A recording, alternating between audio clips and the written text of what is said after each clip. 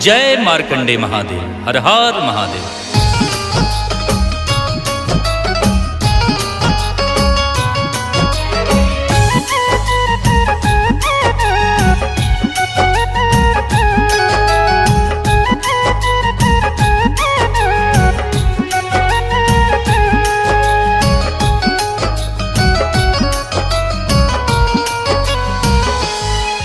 उसे काल नहीं छू पाता है